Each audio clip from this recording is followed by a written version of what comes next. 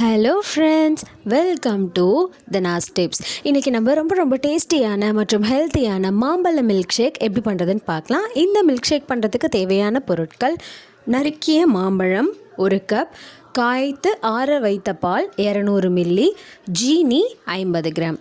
நம்ம மாம்பழத்தை நறுக்கி வச்சுருக்கோம்ல, அதுலேருந்து கொஞ்சம் மட்டும் தனியாக எடுத்து வச்சுக்கலாம். மீதி இருக்கிற மாம்பழத்தை மிக்ஸி ஜாரில் சேர்த்துட்டு அது கூட ஜீனியும் பாலும் சேர்த்துட்டு அரைச்சி எடுத்துக்கலாம். இப்போ நம்ம அரைச்சி எடுத்தாச்சு. நம்ம தண்ணி எதுவும் சேர்க்க தேவையில்லை, பால் சேர்த்தாலே போதுமானது. இப்போ அரைச்சி எடுத்ததை நம்ம வேறு ஒரு கப்புக்கு மாற்றிக்கலாம். இது உங்களுக்கு ரொம்ப கெட்டியாக இருக்குது அப்படின்னு நீங்கள் நினச்சிங்கன்னா அந்த சமயத்தில் நீங்கள் இதில் இன்னும் கொஞ்சமாக பால் சேர்த்து கலந்து விட்டுக்கலாம்.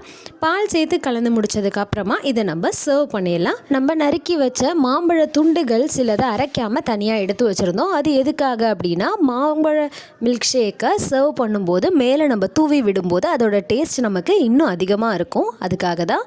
இப்போ நம்ம பால் கலந்து எடுத்த மாம்பழ மில்க் ஷேக்கை கிளாஸில் சேர்த்துட்டு இது கூட ஐஸ் க்யூப் சேர்த்துக்கலாம். ஐஸ் க்யூப் சேர்த்து முடித்ததுக்கப்புறமா கடைசியாக இந்த மாம்பழ துண்டுகளை மேலே தூவிடலாம். ரொம்ப டேஸ்டியான பல சத்துக்கள் நிறைந்த மாம்பழ மில்க் ஷேக் தயாராகிடுச்சு. ட்ரை பண்ணிவிட்டு எப்படி இருக்குன்னு கமெண்ட் பண்ணுங்கள். சேனலுக்கு சப்ஸ்கிரைப் பண்ணுங்கள். மறக்காமல் பக்கத்தில் இருக்க பெல் ஐக்கானை கிளிக் பண்ணிக்கோங்க. தேங்க்யூ.